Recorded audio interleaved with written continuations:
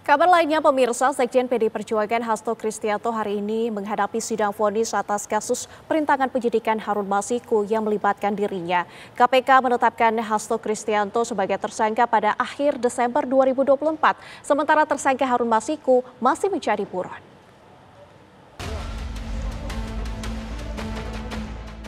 Pengadilan Negeri Tipikor Jakarta Pusat membacakan vonis putusan atas terdakwa Sekjen PDI Perjuangan Hasto Kristianto. Sidang dimulai pada pukul 2 siang tadi. Sidang hari ini menjadi babak akhir proses hukum yang menjerat Sekjen PDI Perjuangan Hasto Kristianto. Sebelumnya, Hasto didakwa merintangi penyidikan. Hasto disebut sengaja menyembunyikan informasi dan melindungi buron kasus korupsi Harun Masiku. Ketika majelis hakim yang mulia akan mengambil suatu putusan, maka kami himbau agar semuanya tetap tenang dan tertib. Tetap berdisiplin sebagai banteng-banteng PDI Perjuangan moncong putih. Ini adalah proses politik daur ulang, ini adalah suatu pengadilan politik. Untuk itu teman-teman semuanya tetap tenang, teguh di dalam jalan hukum. Kantor partai pada tanggal 27 Juli 1996 diserang pun dengan brutal, kita tetap taat pada hukum. Nama Hasto Kristianto disebut sejak awal persidangan kasus pada tahun 2020 lalu. Dalam syarat dakwaan terhadap Saiful Bahri, jaksa menyebut Hasto menyetujui dana operasional sebesar 850 juta rupiah untuk mengurus penetapan Harun Masiku di KPU. Sejak itu Hasto terus membantah keterlibatan dirinya dalam kasus suap Harun Masiku kepada komisioner KPU saat itu, Wahyu Setiawan. KPK lalu menetapkan Hasto Kristianto sebagai tersangka pada akhir Desember 2024. Sementara tersangka Harun Masiku masih buron.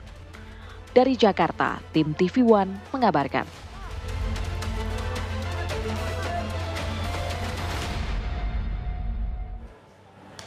Bagaimana jalannya sidang vonis Sekjen PDI Perjuangan Hasto Kristianto? Kita bergabung dengan rekan kami Naufan Zam yang sudah siap mengabarkan dari Pengadilan Tipikor. Naufan, bagaimana perkembangan terkini di sana? Silakan informasi Anda. Ya, selamat sore Nadila dan juga pemirsa. Memang saat ini kondisi di pengadilan cukup ramai namun masih kondusif pemirsa. Kami masih menunggu bagaimana hasil atau sidang putusan pada hari ini pemirsa. Namun saat ini masih pembacaan pertimbangan oleh majelis hakim pemirsa. Tentunya kami awak media masih menunggu tentang apa yang akan diputuskan oleh majelis hakim. Dan memang terdapat banyak sekali pendukung dari Hasto Kristianto yang masuk ke dalam gedung ini untuk nantinya menyambut bagaimana hasil yang akan dibacakan oleh majelis hakim. Namun di luar juga masih banyak sekali pendukung yang standby untuk menyambut akan keputusan yang diterima oleh Hasto Kristianto itu sendiri pemirsa, dan mereka pun sudah standby di gedung pengadilan ini sejak pagi tadi pemirsa.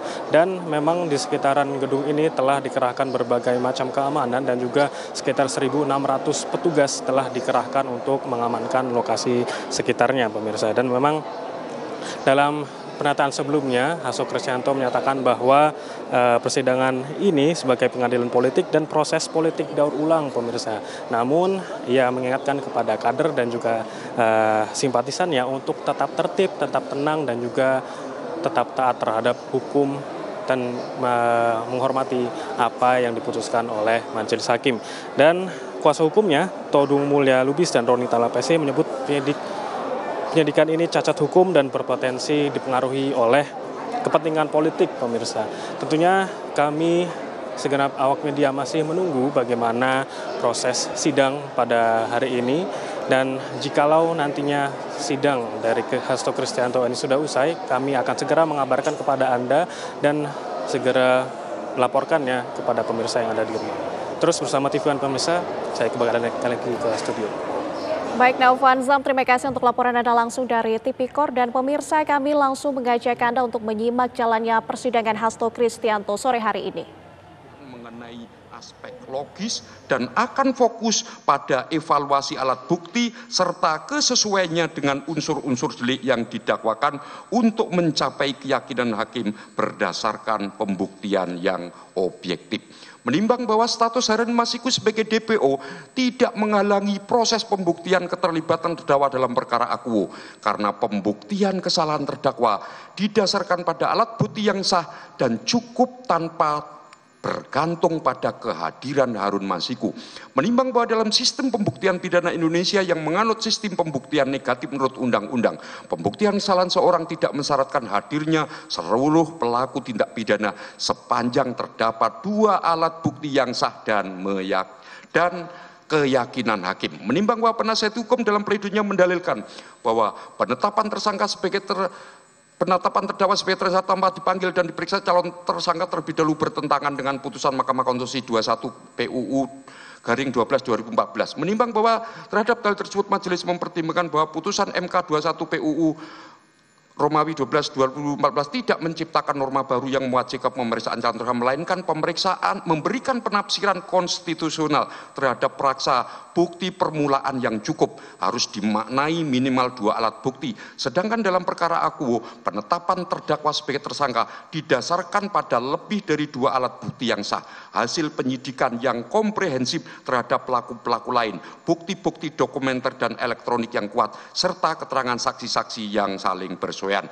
Menimbang bahwa dalam konteks pemberantasan tindak pidana korupsi yang dilakukan secara bersama-sama seringkali strategi penyidikan yang berbeda untuk mengungkap seluruh jaringan